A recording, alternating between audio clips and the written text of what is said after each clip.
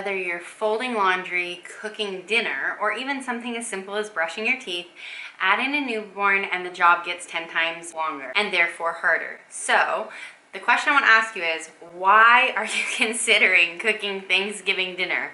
Now, I know what you're thinking. You're like, I clicked on the video because I wanted you to give me tips on how to do it. I hear you, and I'm going to give you some tips. But first, I want to consider some options that are going to make things easier for you if you're open to them, and then I'm going to give you tips on how to cook your homemade dinner from scratch if that's what you decide you want to do. I'm a mom of a toddler right now, so I recently went through the newborn phase, and I'm a doula, so I'm constantly working with families who have newborns and who are looking for easier ways to do day-to-day things. First things first, I really want you to think about what aspects of Thanksgiving dinner are important to you. Maybe to you what's important is just being with family and friends.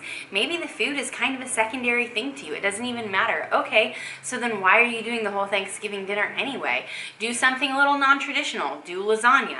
Do a soup bar, or even do turkey tacos if you want to include turkey in the mix somewhere.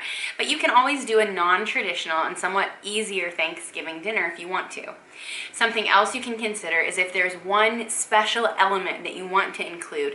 Let's say it's your grandmother's casserole, and you want to have that special thing on the table for Thanksgiving dinner, but you don't really care about everything else. Well, then consider doing something slightly easier. Get a roast chicken, have burgers, but still have that special casserole. So if there's just a specific element, maybe it's the pumpkin pie, whatever it is, if there's a specific thing that matters to you and the rest of it you actually don't care about, then focus on that specific thing and then plan the rest of your meal around it. Maybe you are super into hosting and you can't wait to have all your family and friends over, but you're really not looking forward to cooking and you don't care that much about making every single thing yourself. Okay, so maybe do it potluck style. Have everyone bring something special for your Thanksgiving meal, and you can be in charge of like the one thing, like the turkey, for example, if that's something that you want to do. And if you are focused just on hosting and you're not so focused on making the entire meal, you can focus on little details like the decorations, the place settings, a special game or movie that you guys want to do after the meal. So if your priority is having people over, bringing them together and hosting, delegate. Have other people be in charge of the food, and you can be in charge of making a fun, inviting, warm atmosphere. Maybe you're like, no, I want the traditional meal. I want the turkey, the potatoes, the gravy, all that stuff, but I don't want to have to cook it, and I actually don't care where it comes from. So many delis these days have awesome options. Check out your local grocery store, especially, sometimes there's the more like high-end grocery stores. See if they have any options. Go to the counter and ask them, do you have any options for Thanksgiving dinner? You can also check out different restaurants. I know in the US, Cracker Barrel sometimes has like a Thanksgiving meal that you can purchase, and I'm not sure what other restaurants do that, but any kind of like homemade meal type of places will probably have some sort of a Thanksgiving option that you can buy.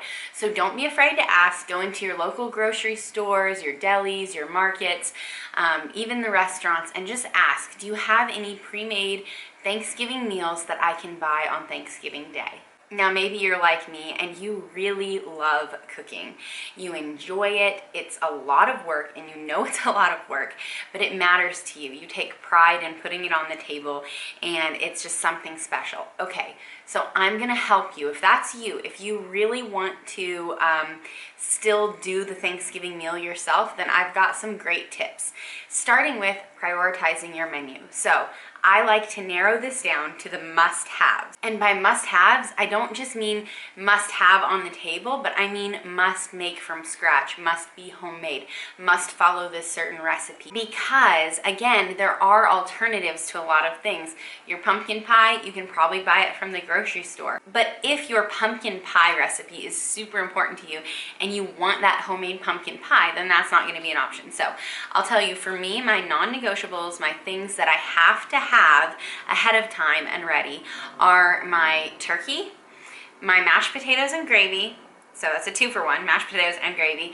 and a green bean casserole. Those are like the 4 must-haves.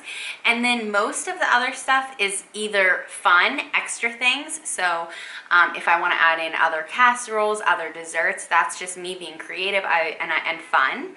Or they can be pre-made things. I don't care about them as much. I don't care if it's the best. I just want to have it on the table. If you're trying to make your Thanksgiving dinner as easy as possible, one thing you can do is try to plan as much of it ahead of time as possible, or find simplified ways of making those things. So I told you what my non-negotiables are. Yours might be different, but I'm just gonna speak from what I know. Number 1, turkey. Now, turkey is kind of, people hype it up like it's so difficult to make a good turkey, but it's actually not. And let me know if you want me to share my full process of how I make a turkey. But some things to keep in mind to make your turkey making easier are, number 1, make sure you thaw it on time.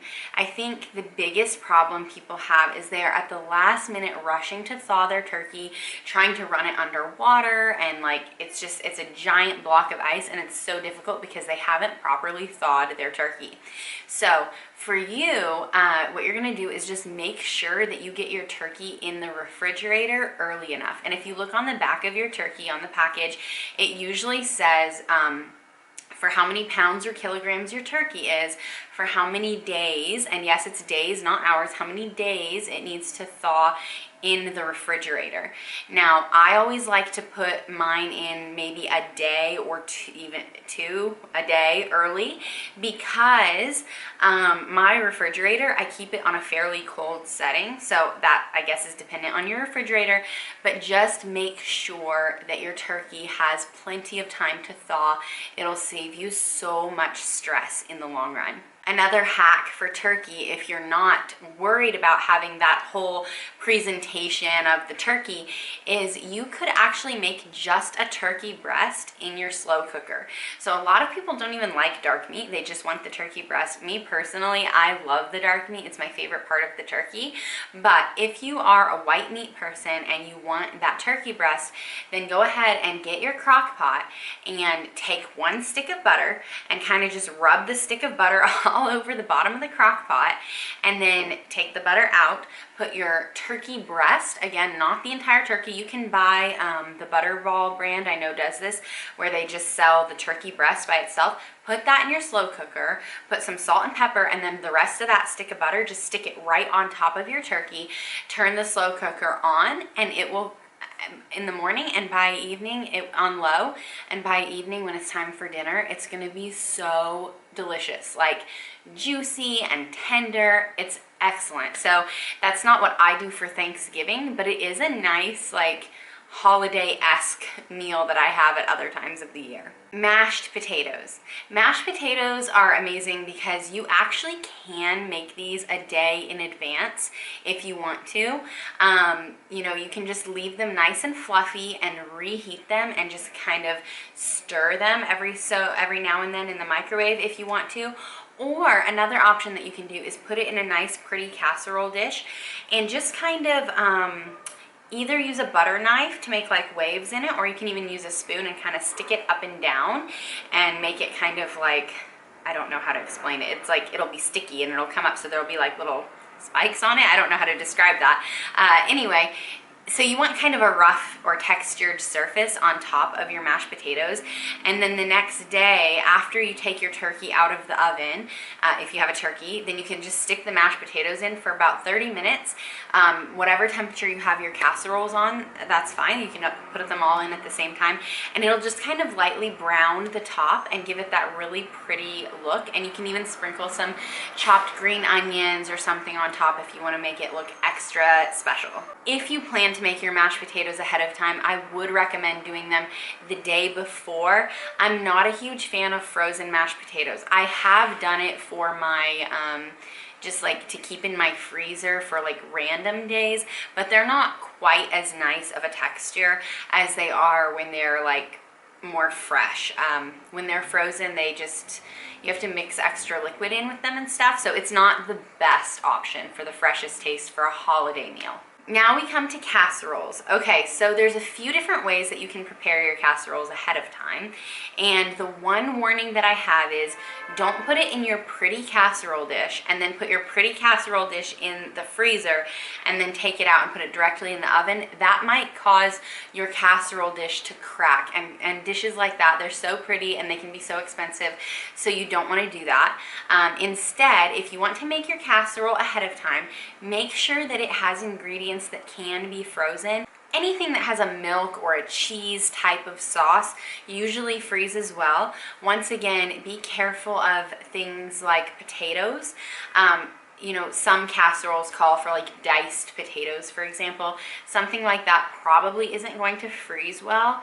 But anything that is like noodles, maybe rice, vegetables, anything like that that is in a casserole form, you can probably freeze. So the ways that you can freeze it is either you can freeze it in a tin and then take it out frozen and kind of let it thaw, or even just pop it into a regular casserole dish and heat it that way.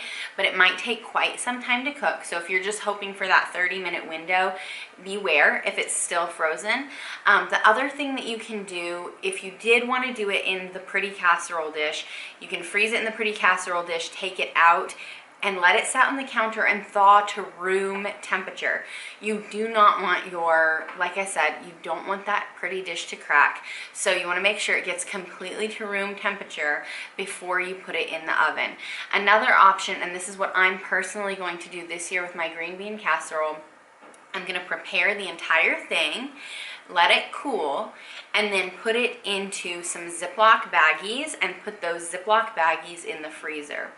The day or two before Thanksgiving, I'm going to take those baggies out, put them in my refrigerator so that they can thaw, and then when it's time to bake them, I can unzip the Ziploc baggies, pour them into my pretty casserole dish, and then if you want to top it with something like breadcrumb, fried onions, cheese, whatever, you can do that after you've dumped the contents into the bottom. Now, I have this amazing casserole recipe. It's called the Ultimate Green Bean Casserole, and I will link the recipe below because I've been visiting that same website for years for this recipe.